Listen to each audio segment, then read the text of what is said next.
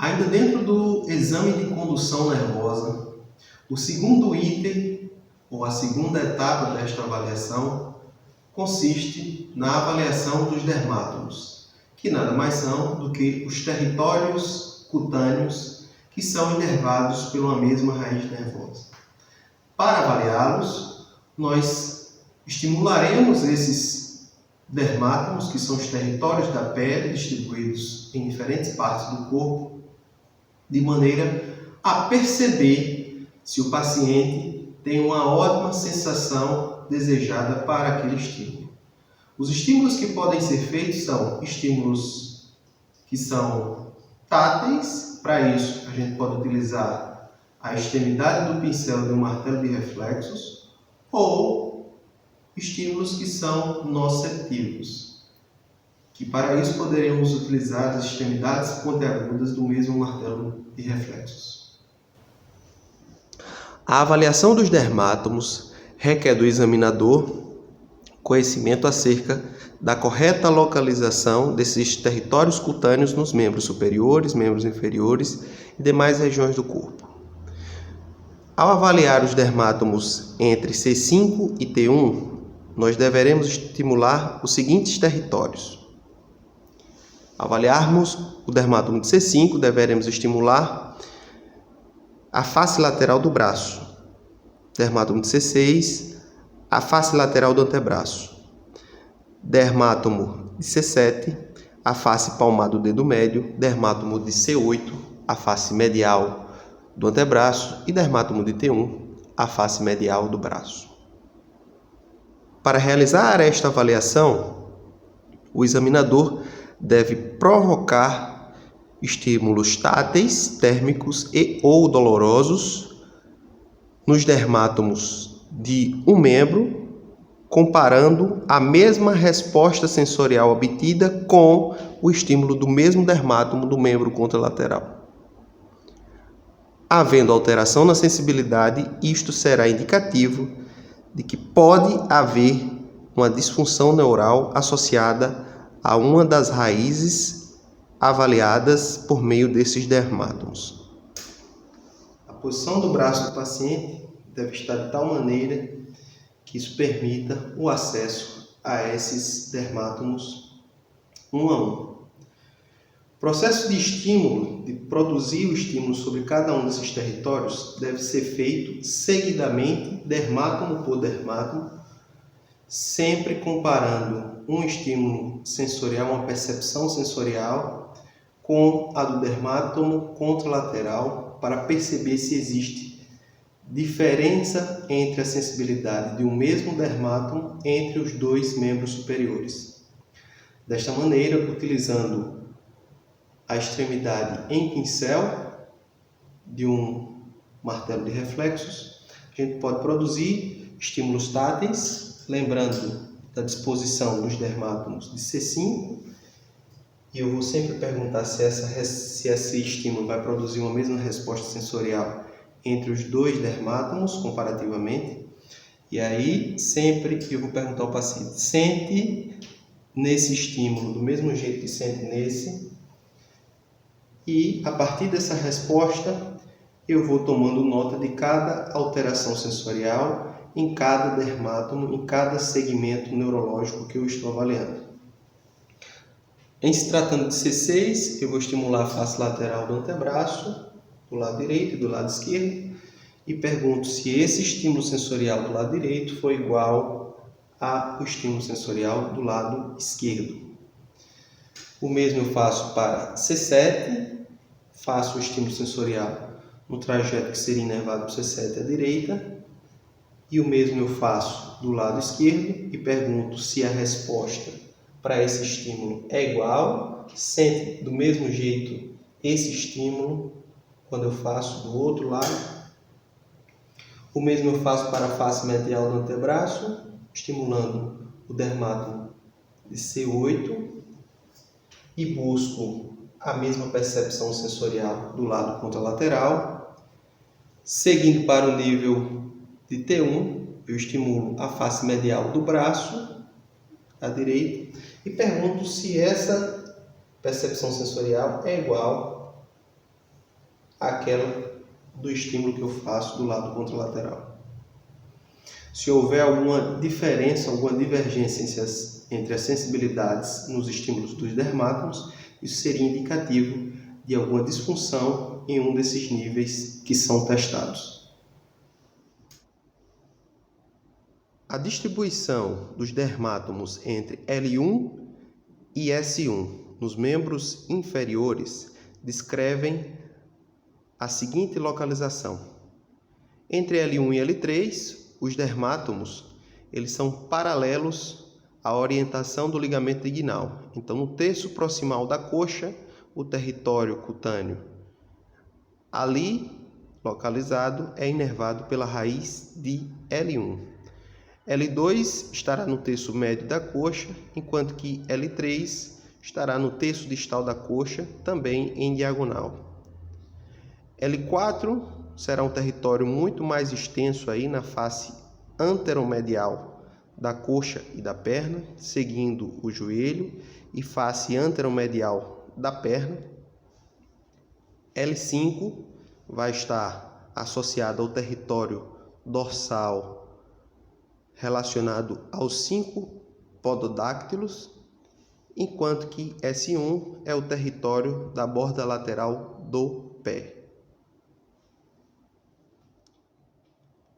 Já os dermátomos associados aos níveis neurológicos torácicos, eles seguem as seguintes distribuições.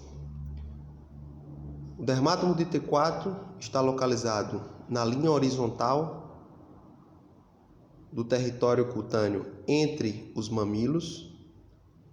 O dermátomo de T7 está no mesmo nível horizontal do apêndice xifoide e o dermátomo de T10 está localizado no mesmo nível horizontal da cicatriz umbilical. Então, quando eu estimulo o dermátomo de L1, eu pergunto o que o paciente sente e, logo em seguida, eu vou comparar essa percepção sensorial com o lado contralateral da seguinte maneira.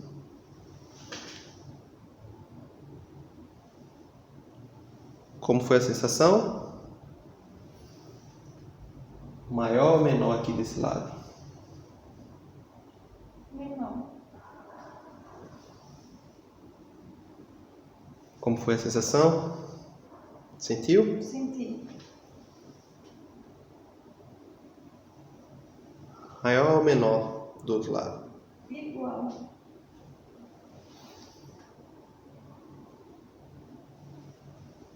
Senti. Maior. Maior à direita? À esquerda. Então, do lado que apresentar uma percepção sensorial menor, ali pode ser indicativo de uma disfunção neural proveniente desta raiz neurológica testada por meio dos dermátomos. Percebeu? Sim. E aqui? Sim. Igual? Igual.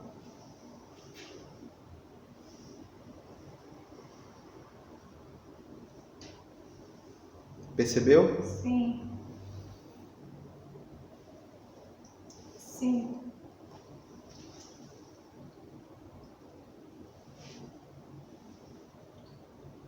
Igual. Igual? Sim.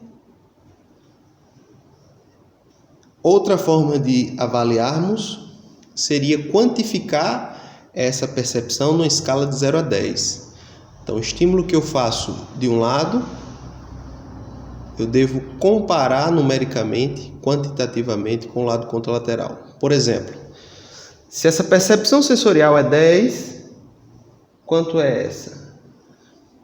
E assim a gente pode perceber quais seriam as zonas onde existem esta disfunção sensorial indicativa de disfunções dos níveis neurológicos avaliados. O mesmo procedimento deve ser feito para os dermátomos torácicos. Eu vou estimular numa região que eu quero buscar uma percepção sensorial e comparo se essa sensibilidade está igual à do lado contralateral. Então, isso eu faço para o nível de T4, isso eu faço para o nível de T7 e isso eu faço para o nível de T10. Havendo discrepância entre essa percepção sensorial, isso seria indicativo de uma disfunção neural associado àquele lado de menor percepção sensorial. Ainda dentro do exame de condução nervosa, o terceiro e último item a ser avaliado, a avaliação dos esclerótomos e dos reflexos tendinosos profundos, requer algumas considerações anatômicas. Para que eu possa avaliar de forma confiável os esclerótomos, eu preciso saber palpar e localizar anatomicamente os processos espinhosos das vértebras correspondentes aos níveis neurológicos que eu desejo avaliar. Ou seja, quando eu avalio o esclerótomo de C2, eu preciso saber localizar, seja do ponto de vista visual, seja do ponto de vista palpatório, onde se localiza o processo espinhoso de C2. Por que isto? Eu preciso saber dessa localização para que eu possa irritar o periósteo da borda lateral de cada um dos segmentos neurológicos a serem testados, avaliados. Isto deve levar em consideração também a associação entre os níveis neurológicos e os membros superior e inferior, quando eu faço a avaliação desses esclerótomos. Ou seja, quando eu desejo avaliar os esclerótomos de C5 a T1, eu estou levando em consideração também aqueles achados que eu encontro na avaliação dos dermátomos e miótomos dos membros superiores. Da mesma maneira, quando eu avalio os esclerótomos de L1 a S2, eu tenho que correlacionar esses achados com a avaliação dos miótomos e dos dermátomos a partir da avaliação feita para o membro inferior. Existe uma correlação anatômica entre as estruturas que estão localizadas anteriormente na cervical e os processos espinhosos da região cervical, como por exemplo o ocioide, que está no mesmo nível horizontal do processo espinhoso de C3, a proeminência laríngea, que está no mesmo nível horizontal do espaço entre C4 e C5, e a cartilagem cricoide, que está no mesmo nível horizontal do processo espinhoso de C6. No espaço entre o occipito e T1, há a ocupação de 7 vértebras da região cervical e na linha média posterior nós conseguimos ter acesso não só ao ligamento nucal, mas também, se aprofundarmos o contato, nós perceberemos aqui a presença de proeminências ósseas que correspondem aos processos espinhosos cervicais. De cima para baixo, o primeiro processo espinhoso que eu consigo palpar é o processo espinhoso de C2. O tubérculo posterior do atlas, ele não é palpável. E na cervical, o último processo espinhoso que eu consigo palpar é da vértebra C7 aqui, que é bem proeminente, que a gente consegue diferenciar de T1, por ser também proeminente, através de movimentos de rotação. Então, quando eu solicito a rotação cervical, eu percebo que o segmento que se move ainda forma parte da cervical, enquanto que T1 não se move.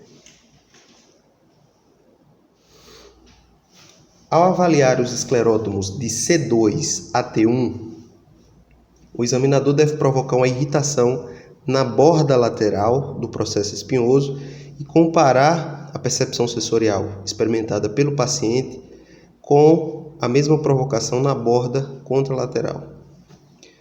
Então, para avaliar o esclerótomo de C2, eu vou produzir uma raspagem nessa borda lateral do processo espinhoso e vou comparar o efeito que isso provoca com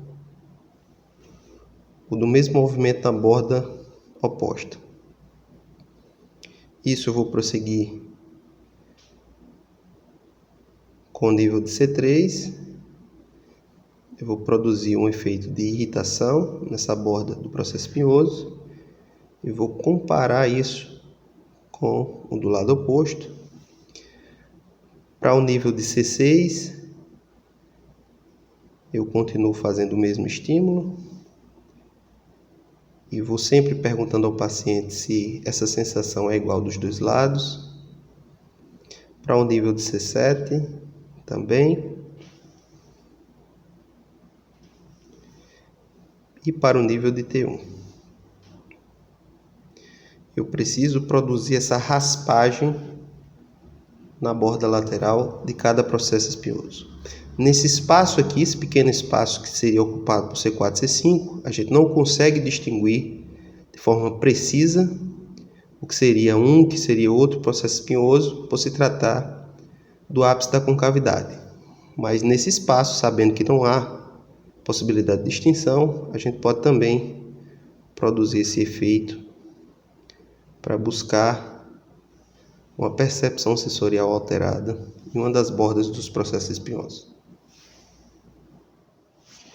A região lombar, assim como na cervical, também guarda suas relações anatômicas com outras estruturas que estão localizadas ao redor dela, como por exemplo as cristas ilíacas.